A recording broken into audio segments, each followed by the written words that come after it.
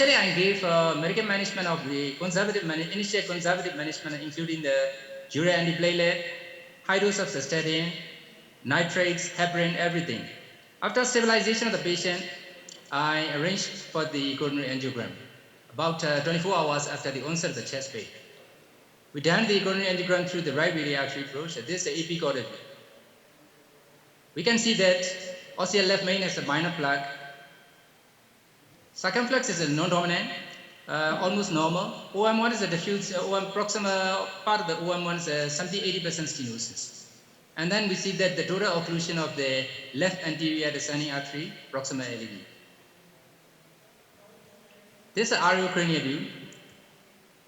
Proximal LED is totally occluded, but it's getting collaterals from the circumflex, so we can identify the mid and the distal LED. We can also see the collaterals also going to the RCA also.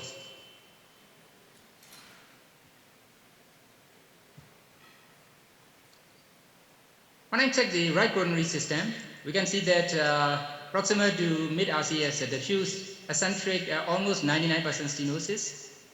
And then giving collateral to the LED also. This is a AP cranial view.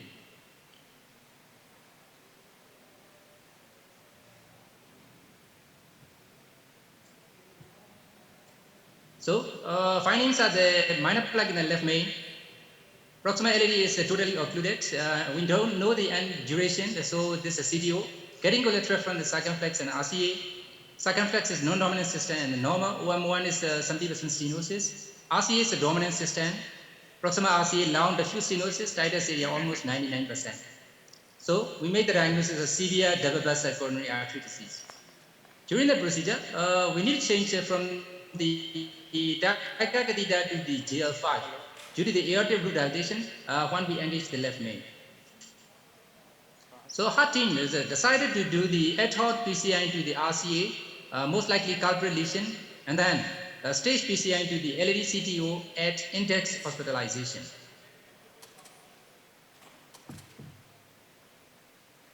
So I changed the guiding catheter to our preferred GR4 guiding catheter for the right coronary system, and then I decided to enter with the ordinary workhorse wire stone blue. But as I expected, I cannot cross the lesion with the wire low, so I put the Sapphire 2 Pro 1.5 balloon at the tip of the wire, and then with the help of the balloon support, I can cross the lesion. After that, I did the pre-dilatation of the 1.5 12 millimeter balloon, and then upgraded to the 2 Sapphire 2 Pro balloon. This is a post pre-dilatation picture. After that, I put the stent from the proximal to mid RCA with the one drug-eluting stent, biometrics alpha 3.5 33 millimeter stent to the RCA. This is a post PCI into the RCA results.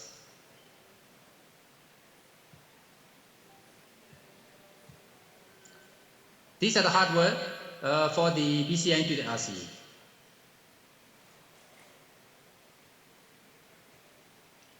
So ad hoc PCI into the RCA was successfully done within 30 minutes, and we used a contrast amount of 80 ml only. Initially, we planned to solve the culprit lesion only, and then to stage the procedure.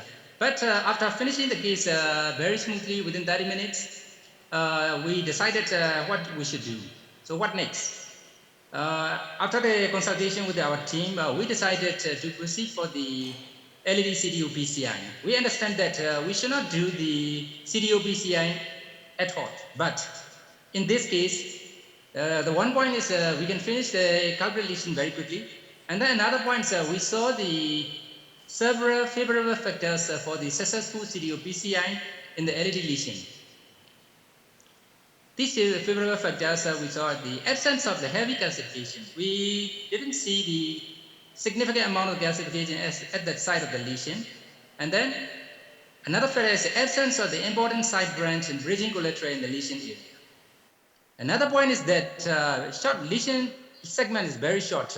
With the help of the collateral from the circumflex, we can identify the mid LED and the distal LED properly, so lesion segment is very short. And then another favorable point is that we can see the visible stem at the proximal cap. These are the favorable factors encouraging us to try the LED CTO at the same setting. So we decided to go ahead. So we made the pre-procedure hardware choice for the BCI into the LED CTO. We noticed the aortic root dilatation, and then we required the GL5 to engage the left main. So I decided to choose the EBU bigger than the 3.5, our initial preference guiding catheter. So in this case, I decided to choose the EBU 3.75 Swiss French guiding catheter. For the wire, I decided to try with the workhorse Sean Blue wire with the balloon support. And then if it is not okay, I will upgrade to the filter series. This is an AP quarter view of the with the guiding catheter E 3.75. We can see that the left main plug is minor, and then proximal LED to the occlusion stem is there. So what I make is there, I put the wire to the, I engage the wire up to the tip of the lesion stem area. As I expected, I can go across. So I again, with the support, I'm trying again with the support of the Sapphire 2 Pro 1.512. Fortunately, I can cross the lesion with the only with the support of the Sapphire 2 Pro balloon. After crossing the lesion with the wire, the rest of the procedure is simple and straightforward. I did the pre-dilatation with the 1.5 and then upgrade to the 2.0.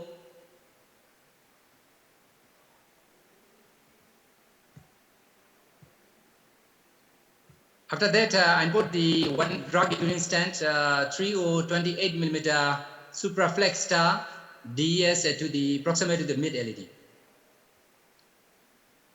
This post PCI into the LED CTO.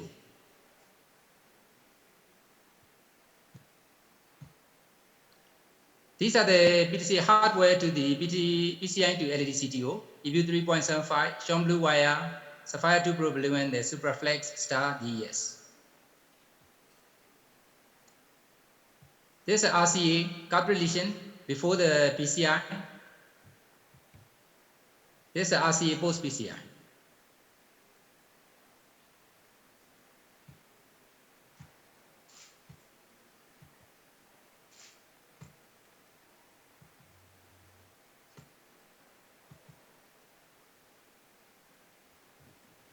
This is the LED before the PCI. This is the LED CTO post PCI results.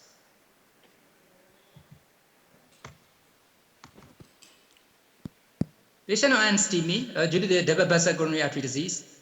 Successful ad hoc PCI into the RCA culprit basal and the LED CTO at index procedure. Heparin time is within 1 hour, and the contrast is only 140 ml. Fluoro time is 24.4 minutes only.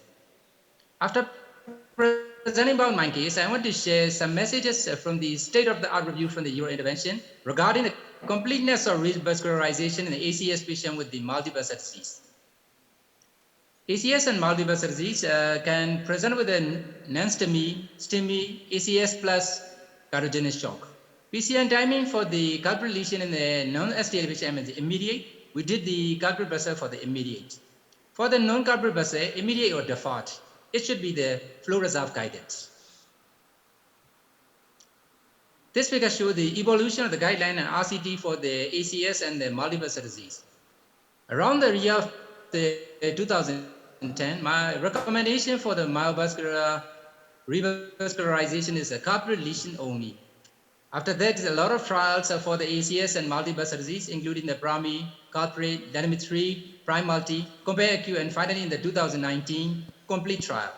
Recommendation for the NOAS television amine is the multivascular PCI or CVD based on the clinical status, comorbidities, and disease severity. But one point we need to consider is a key message for the bystander CTO. All the trials I mentioned is exclude the bystander CTO. In general, there are no data to recommend the PCI of a bystander CTO patient with the ACS in the acute phase. So CTO PCI may be considered in a few cases based on the symptoms, ischemias, and viability after stabilization and optimum medical therapy as recommended for the stable CAD. After presenting about the literature, I want to go back to my case. My case is the 75-year-old gentleman present with the non-STEMI, turned out to be the severe developed coronary artery disease. RCA is a culprit and the LED is a CTO. We can do the successful ad hoc PCI into the RCA and the LED CTO at index procedure. After the procedure, patient is still quite stable and free of the chest pain. We can discharge him from the hospital after 5 days of the PCI. Thank you very much for your kind attention, sir. Thank you, Dr. WinThaw, for showing an interesting case and sharing your experiences. Okay, sir. Thank you, sir. Yeah. Thank you.